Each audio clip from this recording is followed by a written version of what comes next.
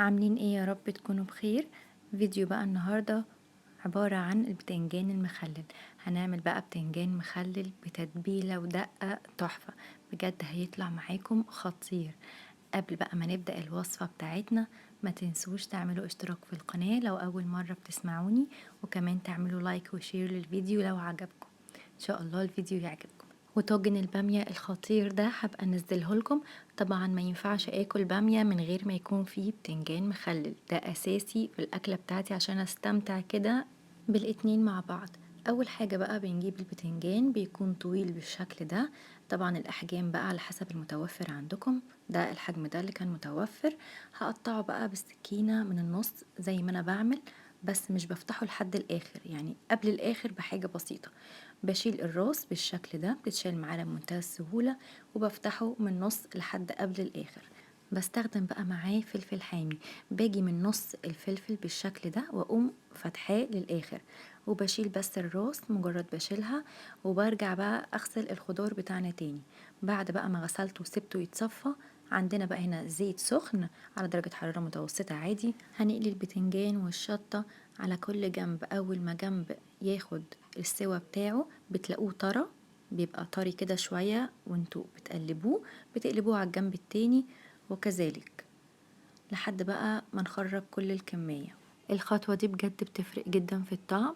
في ناس بتعمله بطريقة تانية اللي هو بيبقى مسلوق، يعني بيبقى واخد نص سلقة أو 3/4، وبعد كده عادي بيكملوا الخطوات، بيحطوا الدقة بتاعته. بس مش بيبقى بنفس الطعم بتاع اللي هو في الزيت.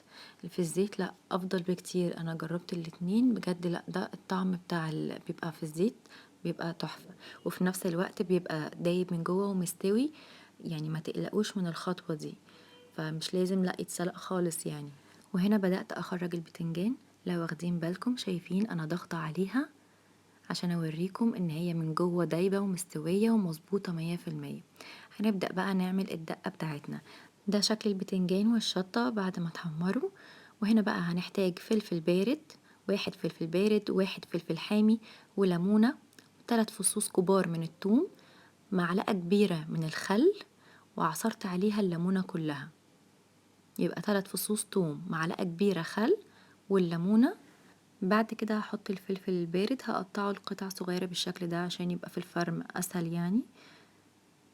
تمام، استخدمت 1 فلفل بارد اخضر، وده فلفل عادي الوان احمر، خدت بس منه قطع صغيرة عشان اللون، يعني اللون هتشوفوه بعد ما يتفرم.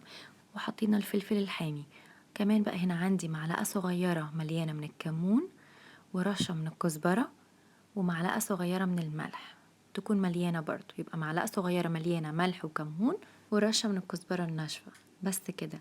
يلا بقى بينا هنا بعد ما فرمناها، شايفين بقى الشكل وشايفين اللون ده اللي انا كنت بتكلم عنه.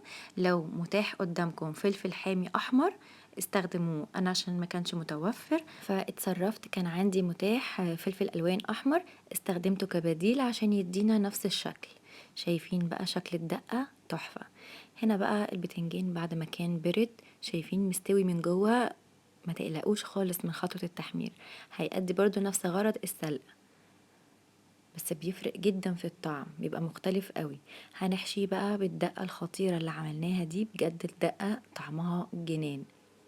اعملوها بالخطوات اللي انا قلتلكوا عليها والمقادير، هيطلع معاكم طعمه تحفة. حشيت بقى البتنجان من جوه بالشكل ده، شايفين شكله لوحده يعني يشهي جدا. جنب اي اكلة بقى عندكم هتطلعوه تاكلوه معاها. حتى لو الاكلة بتاعتكم حلوة مش محتاجة، بس لا بجد البتنجان المخلل هيفرق جدا في الطعم، وهيفتح نفسكم جدا على اي اكلة موجودة عندكم. طبعا بقى اتبقى معانا كمان من الدقة اللي احنا عملناها، وترموها، احنا حفظناها في برطمان، حفظتها في برطمان صغير، تنفع بقى في اي اكلة. صدقوني هتحتاجوها في اكلات كتير، هتنجزكم.